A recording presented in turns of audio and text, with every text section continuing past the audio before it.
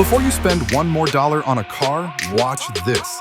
These brands are statistically the worst in America. And the last one is unbelievable. America's worst car brands aren't just annoying. They drain wallets, collapse resale, and sometimes cross into danger. We're counting down from recent tech fails to the catastrophic disasters that rewrote safety rules. Watch the pattern build, because the brand at number one didn't just miss, people got hurt. Let's start with a shocker. Cadillac sells you theater, big screens, Super Cruise, a vibe that says spaceship. Here's the shocking part. For all that tech, Consumer Reports still puts Cadillac near the bottom for reliability. The luxury paradox is brutal. More features, more failures. Watch this pattern. Owners report the same cycle. The car feels great in week 1. By month 3, the screen lags. CarPlay drops, the camera system throws errors, and the dash lights up like a Christmas tree. J.D. Power's dependability study says software-related problems are climbing, and half of the top industry complaints tie back to smartphone integration. The CT5V Blackwing is a monster. But when your $70,000 luxury car can't keep Bluetooth locked or needs a hard reboot at a gas station, that's brand damage you can't buff out. Reliability is the luxury. Let's talk money, because that's where it stings. Depreciation punishes glitchy brands. A 2- or 3-year-old Cadillac can look like a value, but the reason the price fell that fast is baked in. Owner pain. Dealers know it. Lenders know it. That higher interest rate you didn't expect? That's the reliability tax. The bottom line is crystal clear. Fancy screens don't hold value when they flicker. In 1955, Elvis Presley was driving his brand new Cadillac Fleetwood when the car suddenly burst into flames on the road between Hope and Texarkana, Arkansas. Yes, the one that later became the world-famous Pink Cadillac. The fire was caused by a mechanical failure in the brakes, and the whole car burned to the ground right there on the side of the highway. But instead of killing the legend, it actually helped create one. Elvis replaced the destroyed Cadillac with another one, painted it pink for his mother, and that second car became one of the most iconic vehicles in music history. So, the origin story of the legendary Pink Cadillac? Believe it or not, it started with the first one going up in flames. Remember this detail. Small tech bugs predict expensive downtime. Is Cadillac doomed? No. It can fix this by simplifying interfaces, hardening software, and prioritizing boring reliability over wow factor sizzle. Engineers know how, but marketing keeps adding features faster than quality can stabilize. New models always score worse in dependability. It's right there in the studies. Speaking of new, the next brand leans on old-school toughness. The problem? The reliability numbers are brutal. Owner satisfaction is low, and yet the cult keeps buying. The next one made off-road cool and still leaves people stranded. What if I told you the priciest part of a GMC isn't the features, but the problems you'll inherit with them? Let's start with the ownership math. You walk in expecting upscale. You leave with a note that's $40 to $120 more a month than the Chevrolet equivalent. Over 5 years, that's thousands. For what, exactly? Trim, brand cachet, and a promise of quiet. But when the Terrain or Acadia drops Bluetooth, throws a random lane keep alert, or bricks its camera on a rainy night, the badge doesn't save you. Notice how this one mirrors Cadillac's tech density problem, just with fewer fireworks. Wireless CarPlay cutouts, laggy touch response, and backup cameras that glitch under load. J.D. Power's dependability trend is clear. Software-related complaints are climbing. GMC's mid-cycle updates often add features without fully stabilizing the stack. Let's talk SUVs, because that's GMC's core. Acadia and Terrain lean on the promise of family duty reliability. That's how an okay vehicle becomes a headache over 36 months. Trucks. Sierra shares bones with Silverado, great when spec'd right, but owners report the same electrical gremlins and ADAS false positives that plague the platform. Depreciation hits harder when forums fill with repeat issues. Insurers and lenders see the trend. Your rate inches up, your trade value inches down. The spread versus Chevrolet narrows on the used lot because buyers aren't paying extra for potential trouble. Scarcity hooks don't apply when there's ample supply and shaky word of mouth. Here's the truth. GMC can be a solid buy only when a specific model year shows improved scores, software is stabilized, and you've verified the build. Otherwise, you're donating cash for chrome. The pattern here is consistent. Shared platforms mean shared problems, and branding can't debug code. Speaking of a brand built on toughness, let's go to the one that sells rocks, mud, and freedom. The next one looks unstoppable in ads until the reliability charts say otherwise. Consumer Reports puts Jeep at the bottom for reliability across the lineup. Not one model earns the recommended badge in recent rundowns. That means the headaches aren't isolated, they're systemic. Let's start with the Wrangler, the poster child. Owners report death wobble scares, wandering steering, and trim that squeaks like an old house. Add in electrical gremlins, Uconnect crashes, backup cameras freezing, random warning lights, and you've got a daily driver that demands patience. It's a toy that moonlights as transportation, and the reliability scores reflect that compromise. Grand Cherokee, the pitch is luxury off-road. The reality is mixed. The 4xe plug-in brought torque and tax credits, but owners reported charging communication faults and intermittent stalls. That's not adventure-ready, that's tow truck-ready. When your family SUV lives at the dealer for software reflashes, the trail-rated badge feels like a distraction from the basics. Water leaks? Still a thing on Wranglers and Gladiators. Cowl seals, door seals, hard top alignment, tiny deviations invite rain, so you get a musty cabin and fried electronics hiding under the dash. That's how a minor weather event becomes a four-figure repair and a loaner car you didn't budget for. Here's the money punch. Depreciation. Wranglers hold value, scarcity plus cult demand. But many other Jeeps don't. Grand Cherokee and Compass can drop hard when forums fill with repeat issues. Insurance inches up, warranty claims pile up, lenders tighten. That bargain used Jeep on the lot? Ask why it's cheap.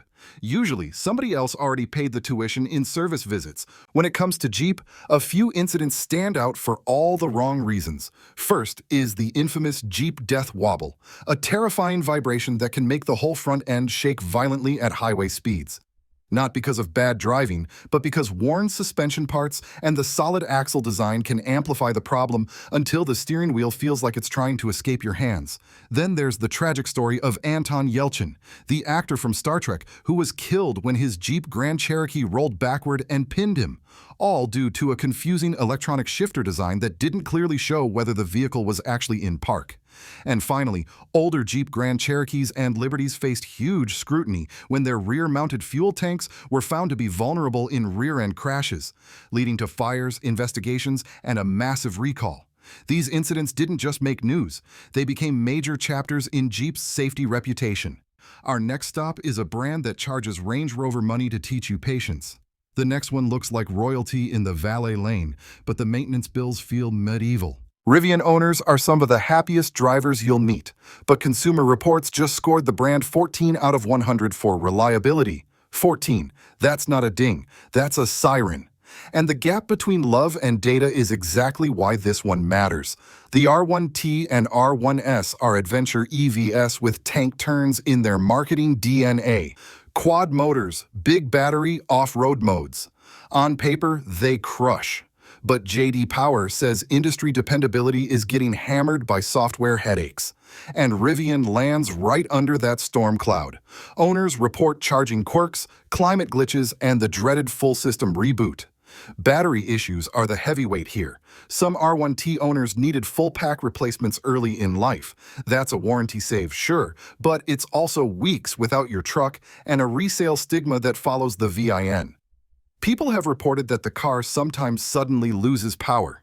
The engine stops working, or all the lights and electronics turn off. So even though it's supposed to be a new adventure car, it sometimes acts like it needs a timeout or a break, and it stops working for a moment.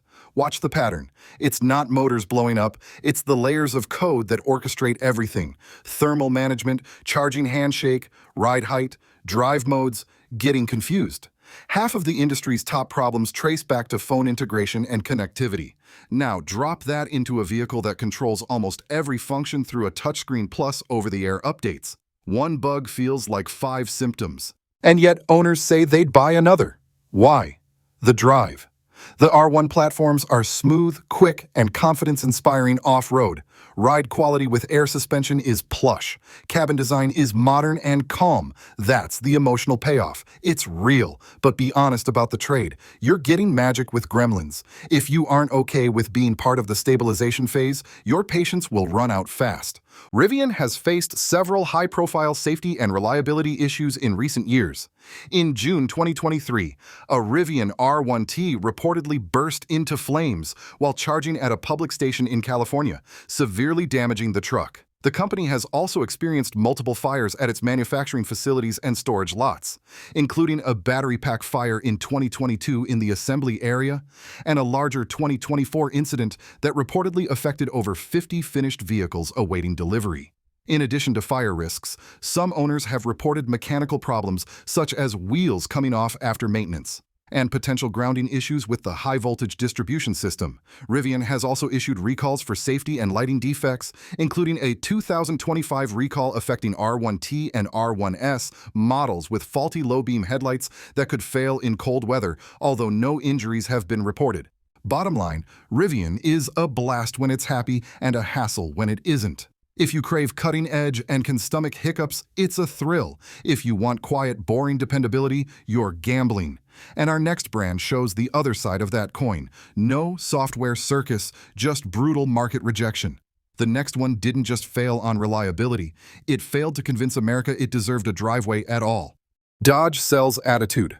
Loud color, loud exhaust, big swagger. But Consumer Reports keeps them near the basement for reliability. Charger/Challenger? The heart is strong. The V8s pull like freight trains, but owners report sensor tantrums, random warning lights, and intermittent misfires tied to aging coil packs and fuel trim quirks. Add in brittle interior bits, window switches, and trim that scuff and rattle, and the muscle car magic gets noisy. You wanted thunder. You got squeaks with it. Durango and the family angle. Big space, decent tow ratings. Then the Gremlins show. HVAC blend doors get moody, rear AC throws codes, and door lock actuators decide when they feel like working. When stability control lights up mid-commute because a wheel speed sensor hiccuped, confidence drops fast. Family duty demands boring reliability.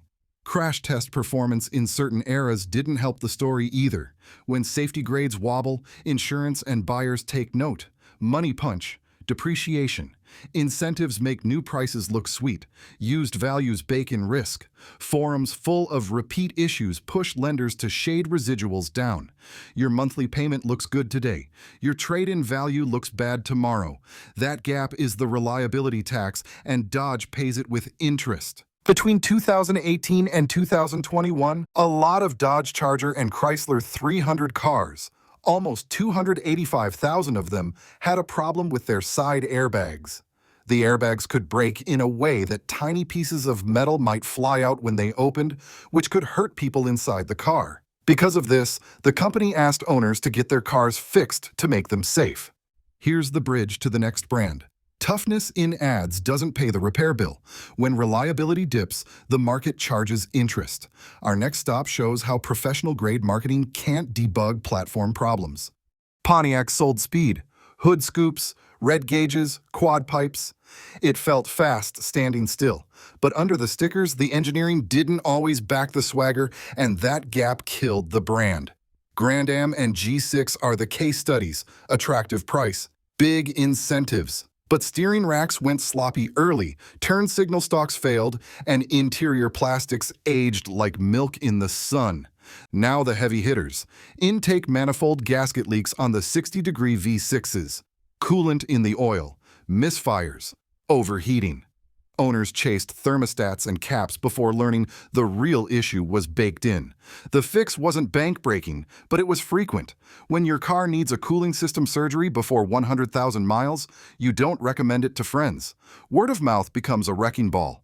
Pontiac had a number of serious safety issues across several of its models. The Fiero, especially early models from 1984 to 1988, became infamous for engine fires caused by design and manufacturing flaws, including defective connecting rods and oil leaks onto hot exhaust parts. At one point, reports suggested a Fiero caught fire roughly once every 508 cars sold, resulting in over 260 fires and multiple injuries, which made it one of the most notorious fire-prone cars of its era. The Pontiac Bonneville, particularly 1990s and early 2000s models, also had alarming problems, with engines catching fire while driving or parked due to oil or fuel leaks, faulty gaskets, or fuel pressure regulators. Some cars stalled suddenly, lost power, or even had engines that exploded under the hood. And problems often persisted even after repairs, suggesting systemic defects. Older Pontiac Firebirds faced safety complaints as well, including wiring harnesses catching fire, unintended acceleration, braking or control failures, and airbags failing to deploy in crashes, all raising serious safety concerns for the brand. Safety perception lagged too. Stiff rides gave a sporty vibe, but crash ratings and stability control rollout trailed the best. A brand that markets excitement needs absolute control in emergencies. Any hint of slop is brand poison. The next brand wrote a greatest hit with the minivan, then spent years remixing recalls and transmission carnage. The bill from that era was brutal. Chrysler invented the modern minivan and printed money. Families lined up. Then the mechanical hangover arrived and it was savage. Transmission failures, electrical chaos, and quality swings that felt like coin tosses turned an icon into a cautionary tale. Start with the automatic transmissions. The historical reputation is rough. Owners reported harsh shifts, early failures, and rebuilds that arrived before the second set of tires. You'd fix the valve body, then chase another clunk a month later. On paper, updates promised smoothness. In practice, calibrations masked deeper wear and the cycle repeated. Electrical systems piled on. Power sliding doors loved to quit mid-cycle. Stuck half open. Stuck locked. Window regulators went on strike. Dash clusters lit up like a slot machine. Airbag lights, ABS warnings, phantom chimes. You'd replace a module and a ghost code would wake up somewhere else. For a family hauler, randomness equals distrust. You stop volunteering to carpool because you don't trust the van to behave at pickup. HVAC gremlins were a theme. When the blend doors break, one side blasts hot air while the other blows cold. Sauna on the left, freezer on the right. Rear heat quit when you needed it most. The fix involved tearing into the dash, labor heavy, patience light. Meanwhile, carpet got damp from AC drain issues and sliding door seals that didn't seal. Moisture plus electronics equals repair roulette.